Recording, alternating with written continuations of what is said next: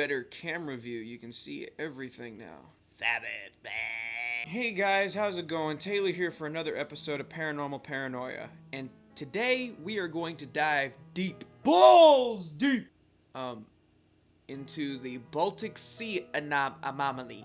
Anomaly. That's a hard word for me to say. Okay, don't hurt yourself. Now, honestly, I didn't really think too much about this one. I read about it a couple years ago, and I kind of just wrote it off as a pile of rocks at the bottom of the ocean, to be honest. That's until I started doing research on it and found the story behind the diving team and how the media pretty much ruined any chances of a future expedition and their lives. So folks, if you like mystery, danger, and hearing about people put their lives on the line for something that they truly believe in, then you're really gonna like today's episode. So sit back, relax, and I'll see you shortly.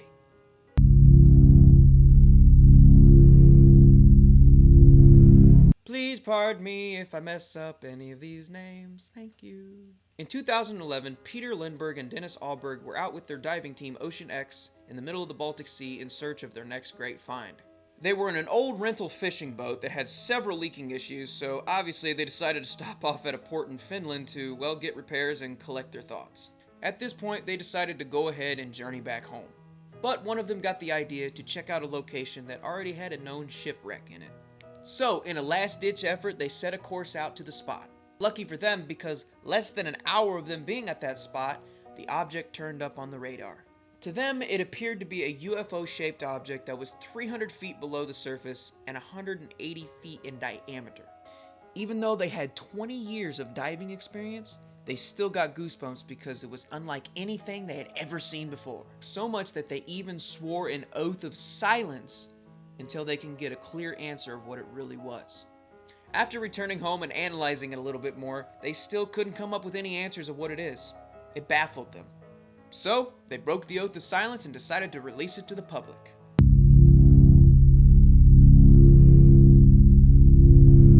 Ah, the media, my sworn enemy, that doesn't even know I exist. Once Ocean X released their discovery upon the world, well, everyone went crazy. News stations, radio stations, scientists, and of course, Star Wars fans. Represent! I don't know how in the world I missed this when it was first starting to go around. Then again, that was the summer I got my first girlfriend, so I was pretty busy. I'll show you my anomaly, baby. By anomaly, I mean my dude. I'm just kidding. I was very lame in high school. The fact that I had a girlfriend for even a couple months was just a flat-out miracle. Ah, the memories. What was I talking about? Yes, amongst the sea of confused scientists and enthusiastic Star Wars fans, there was also a growing number of religious and conspiracy folks that didn't quite agree with what they were doing. Some even telling them that it was actually a gateway to hell. Wait a minute. I'm getting an odd case of deja vu. One of the emails even read, "Satan comes from the deep and Lucifer from the core." Spooky. Now, I tried like hell to find out if this was a verse from the Bible, but I couldn't find anything. So, if this person just made that up, I mean, props to you, man. That's pretty cool. Pretty nice. Pretty sweet. Pretty alright. Oh well, let's hope it's not hell, because the last thing we need in 2020 is us to go knocking on Satan's door. Hold on. Yeah. Knock, knock, knocking on Satan's door. Knock, knock, knocking on Satan's door. Yeah, yeah. Oh, yes. For some reason, my script says Stan. Who the hell's Stan? All hail Stan! Anyway, once Ocean X gained a little attention and popularity for their discovery, they decided to go ahead and take an expedition back to the object and dive down and check it out for themselves.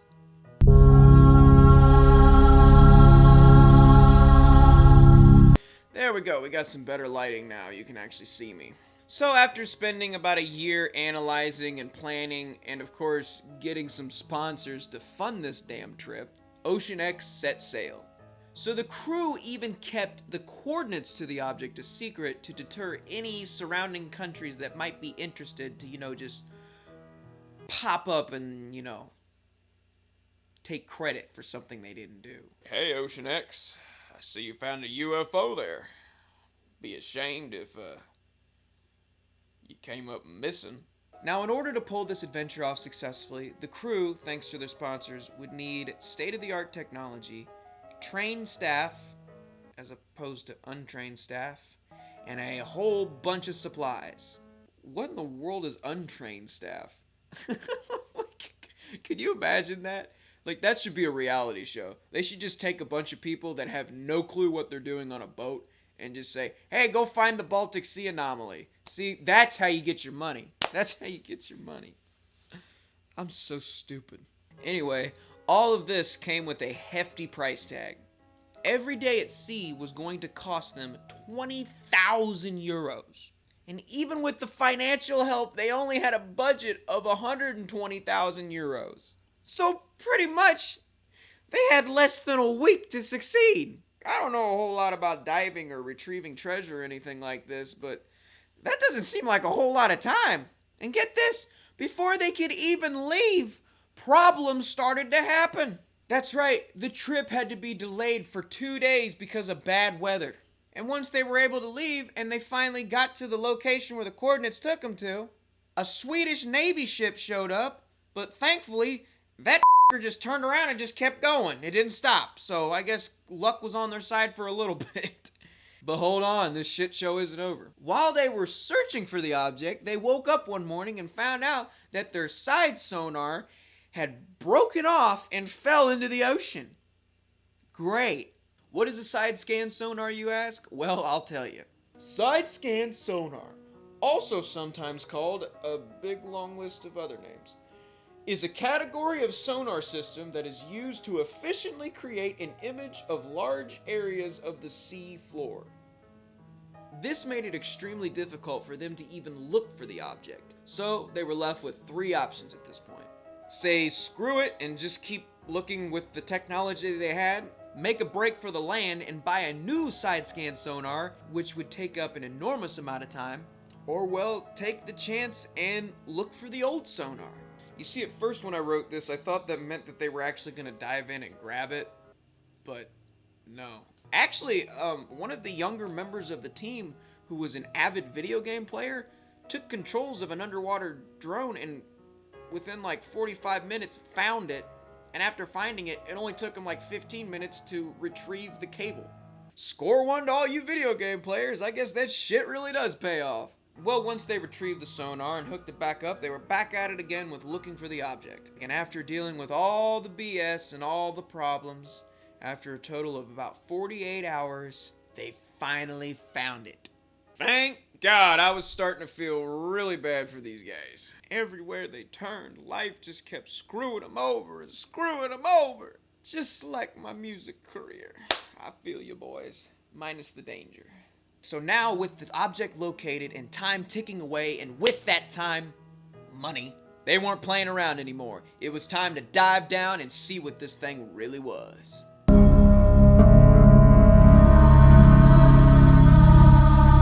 Now, the dive was also met with some pretty big issues.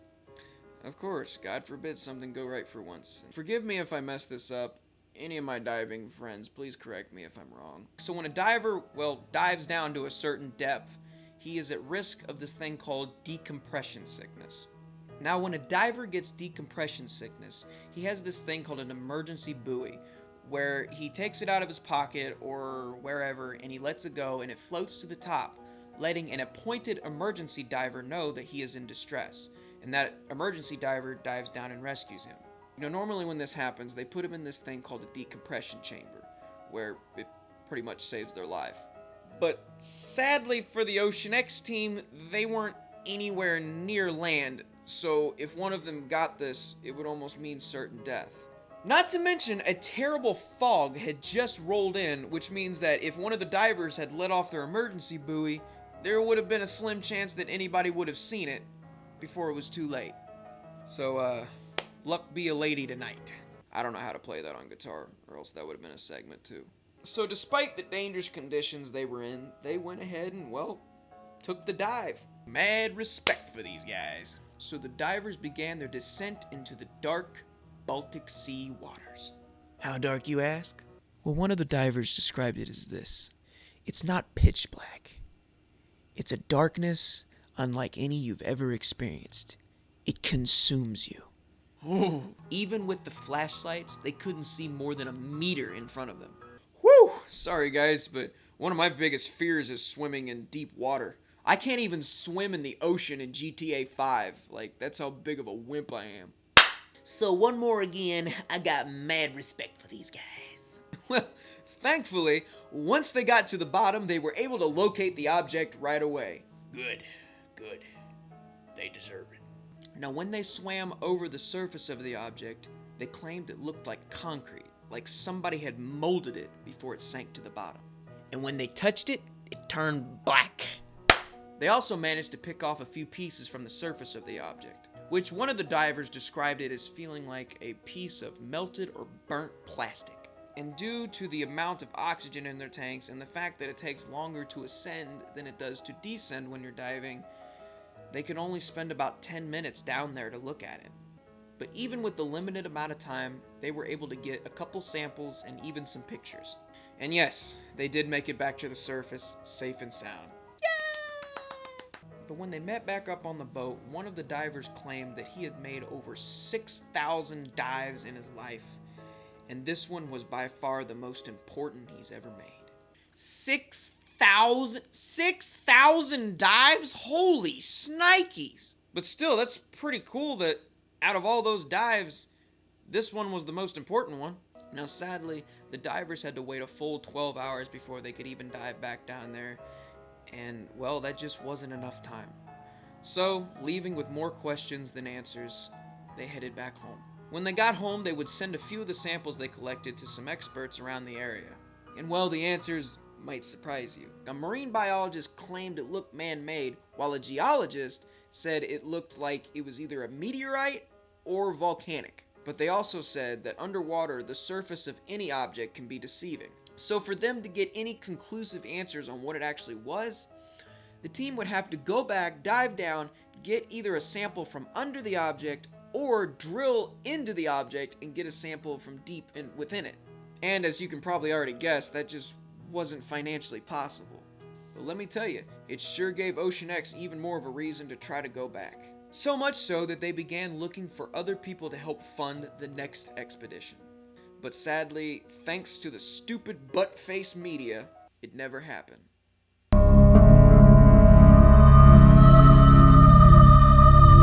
Skadoosh, more light. Lesson of the day, kids, if it ain't broke, don't fix it. Go with your default lighting that worked the first time. So soon after Ocean X turned in their samples of the object and got the results back, Fox News decided they were going to be the lovely people they are and jump the gun. Yes, they decided that they were going to go ahead and publish an article calling the object just a pile of rocks, without even having a single clue what they were talking about. So yes, even though there still needs to be more legitimate testing done to the object to really clarify what it is, Fox News' rumors had turned into worldwide belief, therefore making it extremely hard for Ocean X to find any more future sponsors for another voyage. Along with this, several of the members have been criticized, made fun of, and have even gotten death threats, making them have to back off from the public eye to ensure their loved one's safety. So guys, I actually left a link to the Ocean X website in the description below. Please go to the website, check it out, send them an email, send them some love, donate if you can, whatever, but that's just cruel in my book. I actually sent an email myself. I was kind of hoping that they would get back with me for this video, but I still haven't heard anything, but oh well. Also, they have been selling merchandise to help fund for a second expedition, so I know for a fact that once this Corona BS gets over with, I'm gonna go over there and buy me a t-shirt. But don't you worry, because there's still hope for the Ocean X team.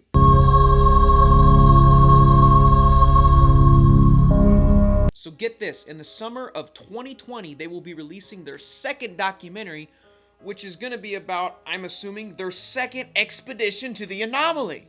Wait a minute, that's this year!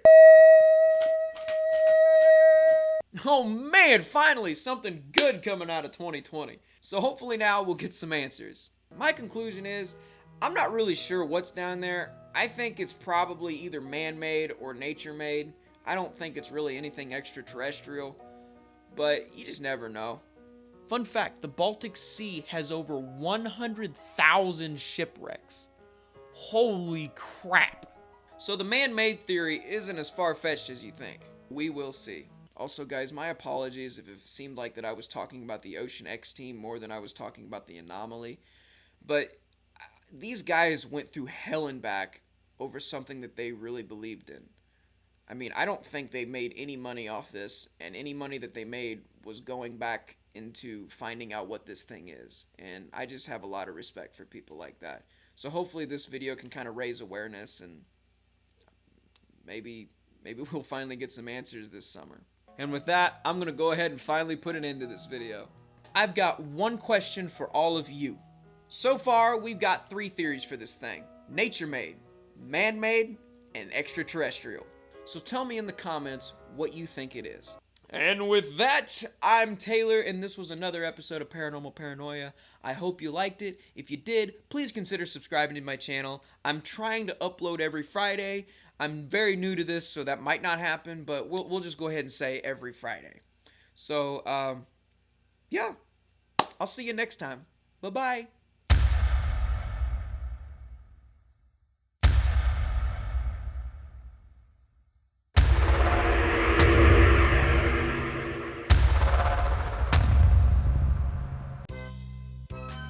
Now, when they swam over the me. In 2011, treasure hunters Peter Dickbag, one of them got the idea to go ahead and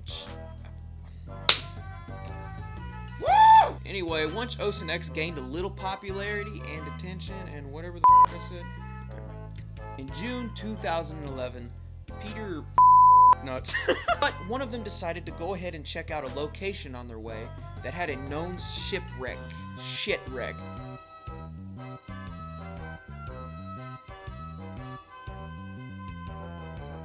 This is so freaking annoying. In 2011,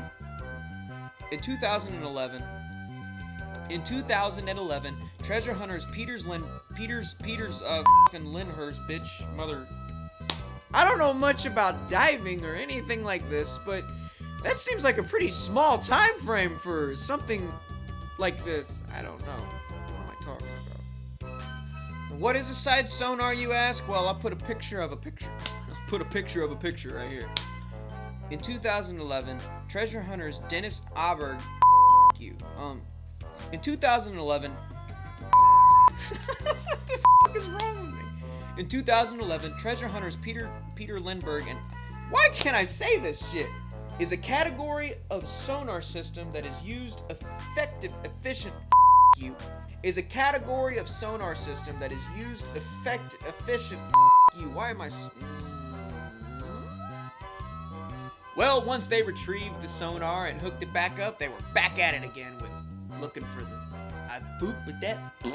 That's until I started doing research. Okay, this is why can't I think today?